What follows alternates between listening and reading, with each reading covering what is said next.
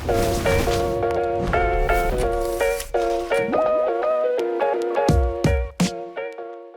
everybody, and welcome to another episode of the Ad Project Podcast. As always, I'm Joe, and this is Matt. And Matt, how you doing today? I'm doing well, Joe. How are you doing? Doing good. I got my Ad Advance shirt on. We got some new shirts, which feel pretty nice. Looking spiffy. No, thank you. So today for the podcast episode, what we're going to be focusing on is the top three mistakes that we see sellers make.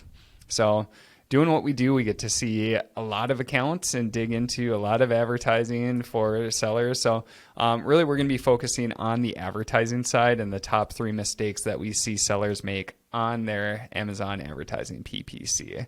So we can just dig right into it. I guess, Matt, you want to walk through what's the first key mistake that you see sellers making? Yeah, let's do it. I'll preface this by saying, I can go on for hours about this, and I'm going to do my best to stay out of the super nitty gritty details. So if you guys have any questions, if you're listening, drop us a line on social. I'd be happy to answer any specifics or speak to more of the mistakes that we often see. So I'm going to do my best to keep it a little bit higher level so this doesn't go a full 2 hours. That sounds good. I like it.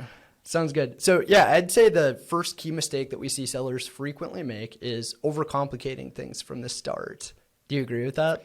Yeah, I definitely do. So we see a lot of sellers, and as they get into Amazon, I started as a seller. There is so much stuff to learn. It is complicated. I mean, from setting up the account to getting your products approved, to setting up the product detail page, to working on your supply chain and getting your products in place, to sending them to the warehouse and everything else that happens in between. What we see happens quite a bit as sellers get into a new product launch.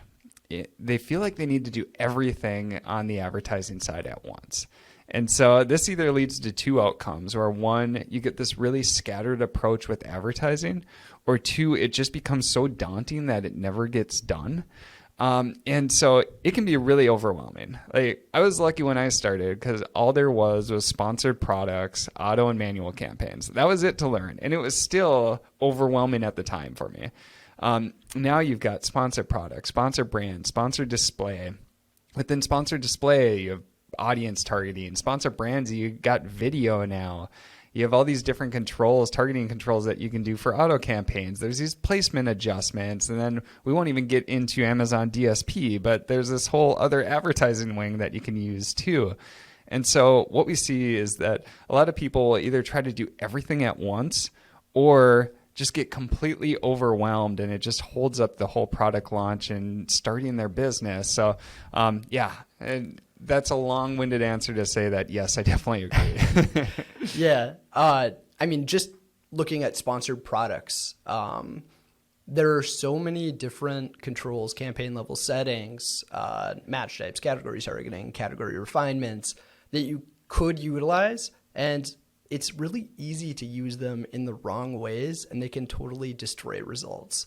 So taking the simple approach to start and emphasizing the core concepts, what we've hit in earlier episodes, and then working your way through a progression where you're, adding additional items, different tactics, strategies, settings as you progress, is the best course of action. So what we do recommend to keep it stupid simple when you're launching a new product or you're just getting into advertising. So the key approach that I would take, like you just said, is to build up incrementally, piece by piece. The first place to start is sponsored products. So sponsored products tends to be, on average, 60 to 80% of overall ad spend. So this is going to be the majority of your ad spend from the start. And this is also one of the more structured ad types where it's a little bit simpler to set up and get going.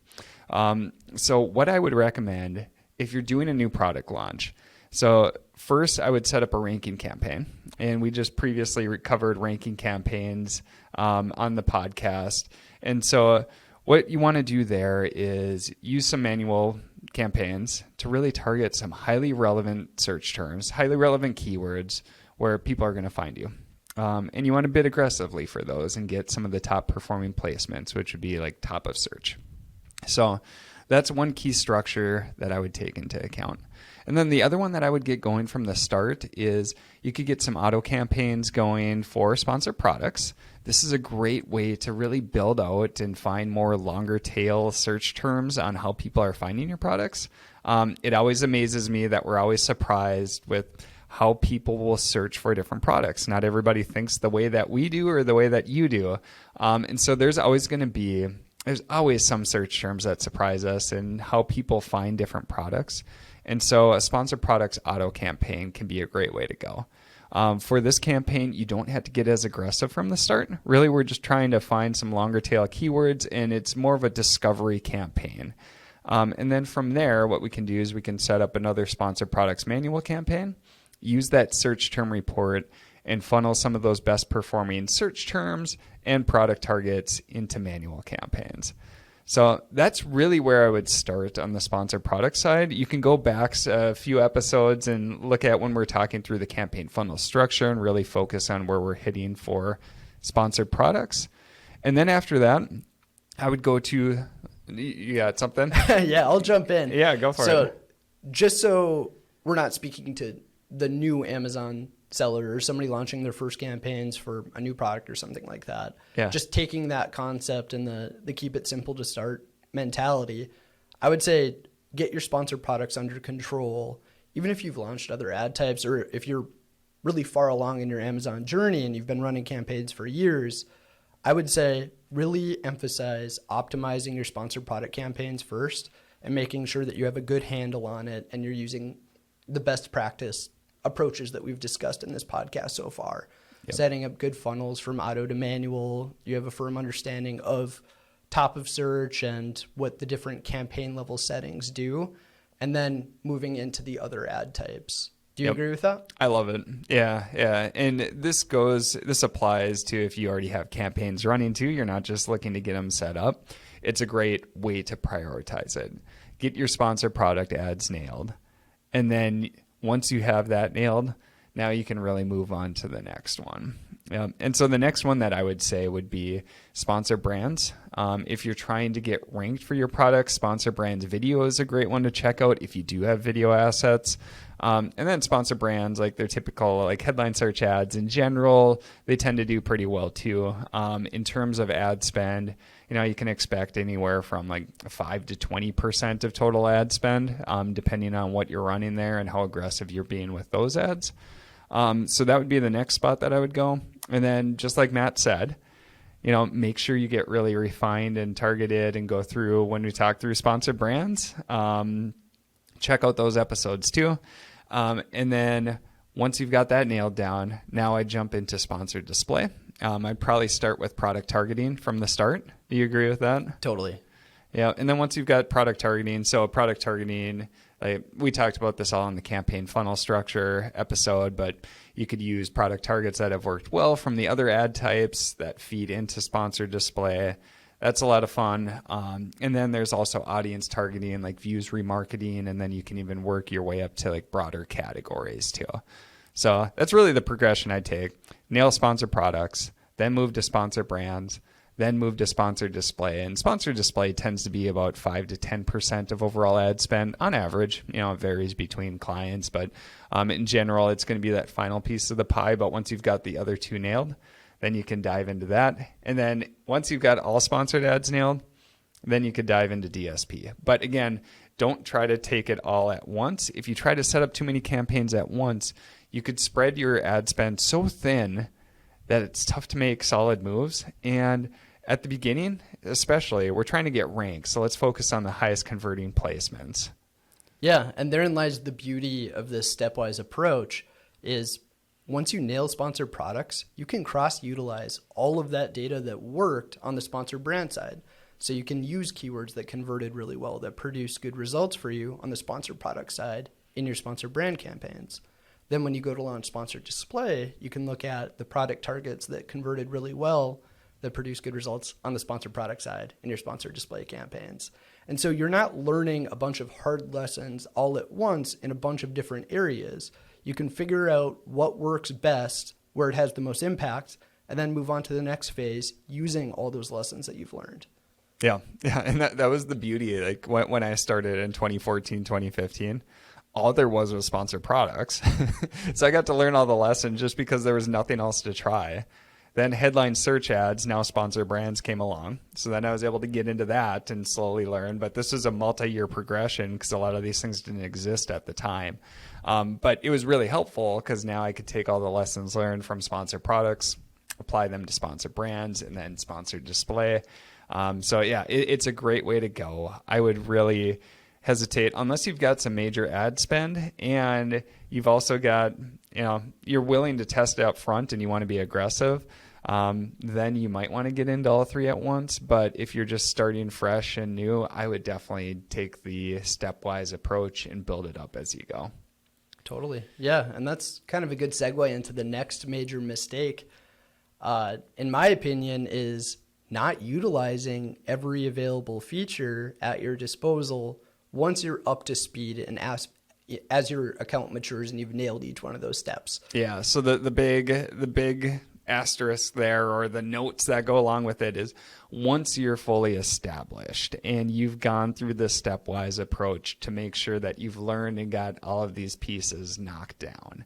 So it kind of contradicts if you look at our first and our second one. But the key note here is, if you're an established brand, if you're spending like $10,000 a month plus, at that point, if you're not utilizing all the features on Amazon advertising, you're definitely leaving a lot out there.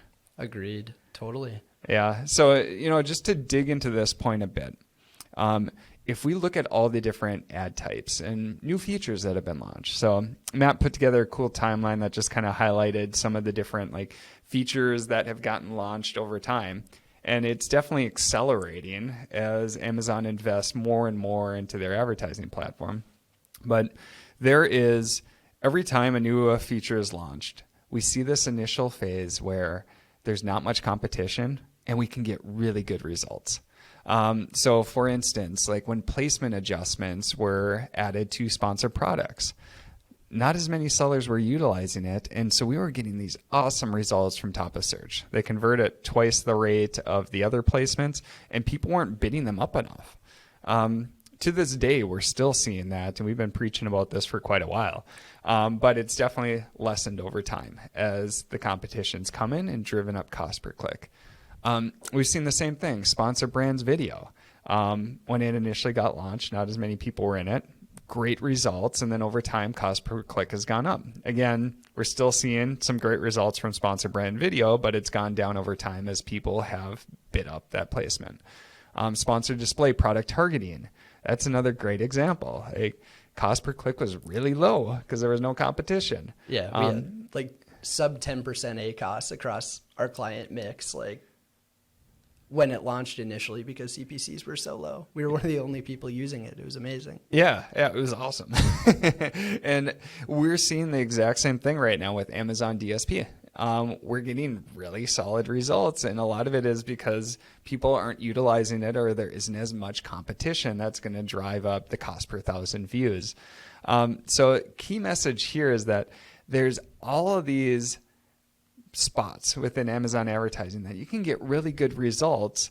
The way to do it, though, is that you have to keep up on top of what's the new features that are getting launched? How do I incorporate it in? How do I cross-utilize what I've learned previously for this new ad type? And so it can get overwhelming, too, just because the field is changing so rapidly.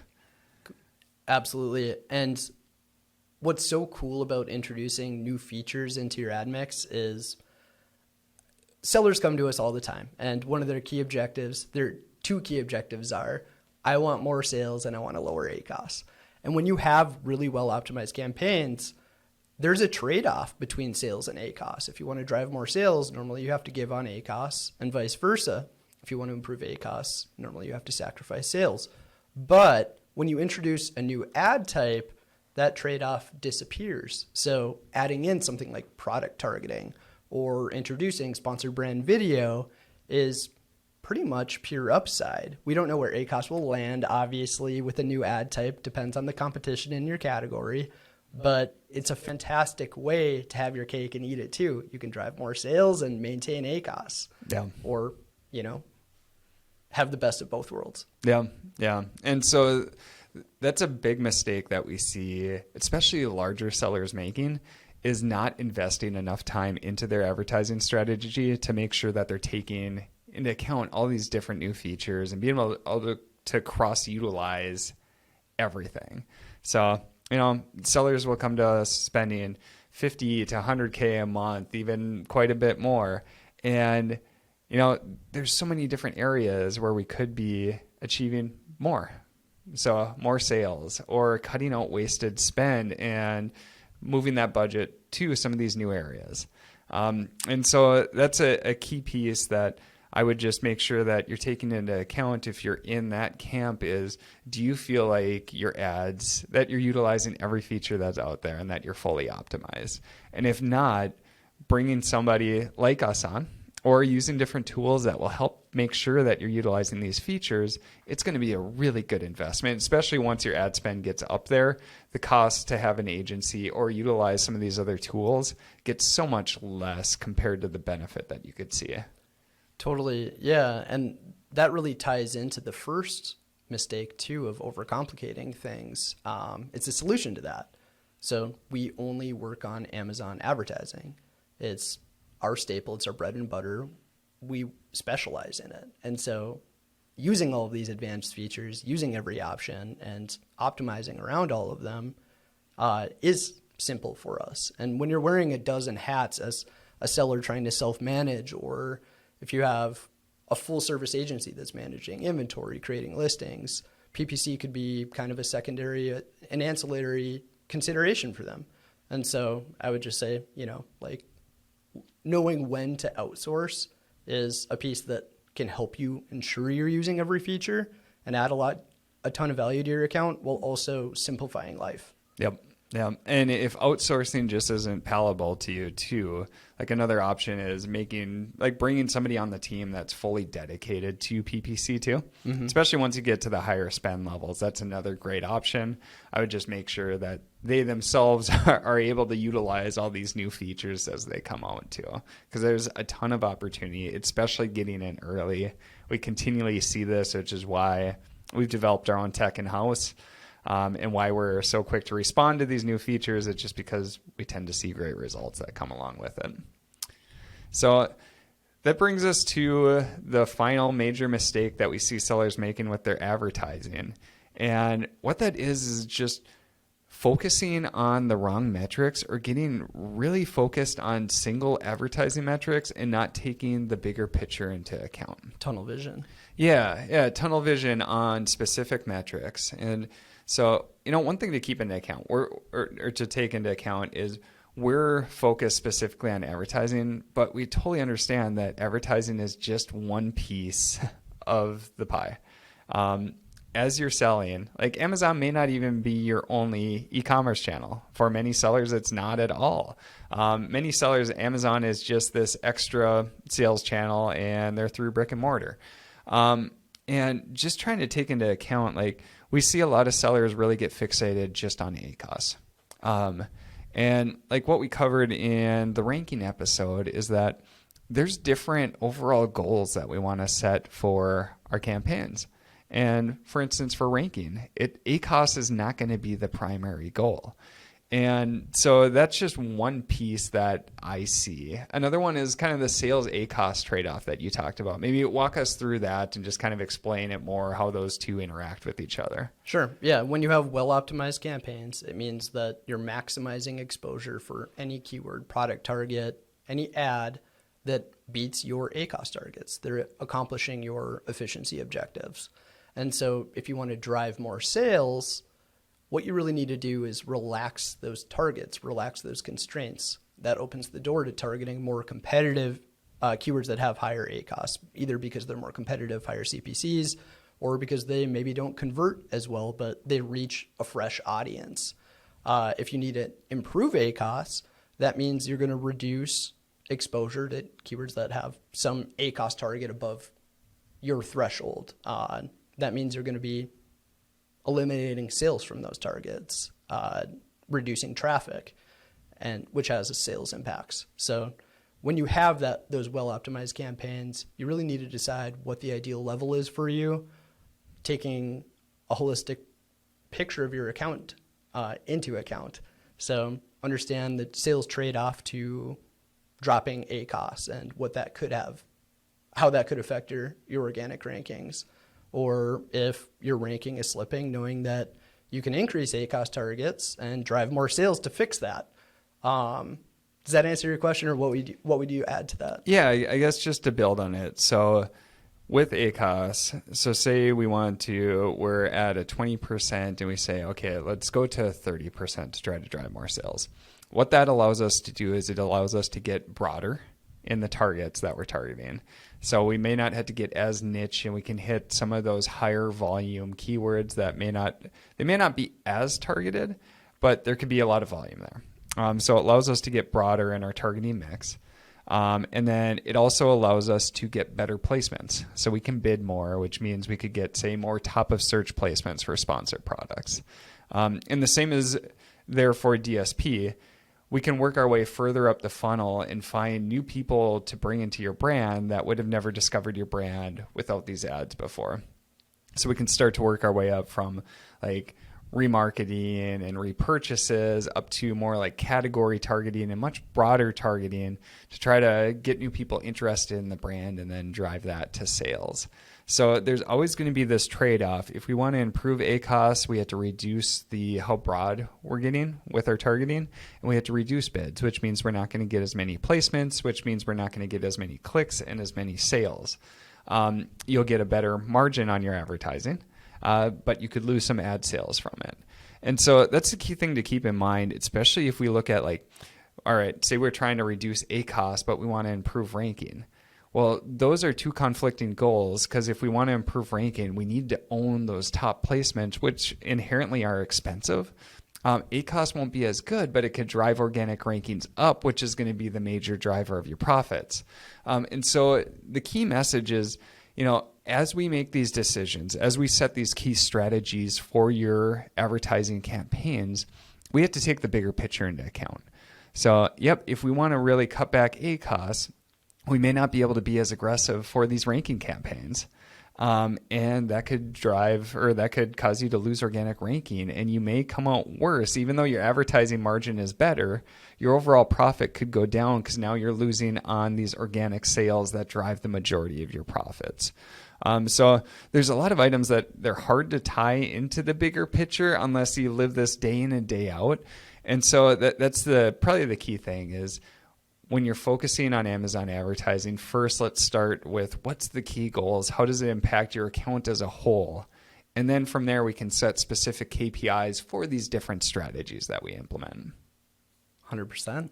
Yeah. Anything else to add there? I don't think so. You covered it. Nailed it? Yeah. All right, I'll take it. Nicely done. Yeah. So those were the three overall, the top three mistakes that we see advertisers making. There's a lot of other more technical ones that we could definitely get into.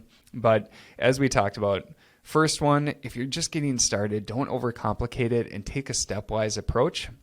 So start with sponsored products, get that nailed, then build up to sponsored brands, and then sponsored display after that. And then after you've got that, definitely consider DSP too. Once you're more established and you're spending a significant amount on advertising, just make sure that you have that focus in place and that you're utilizing all the key features that are out there and that you've got these strategies really tied into your overall goals.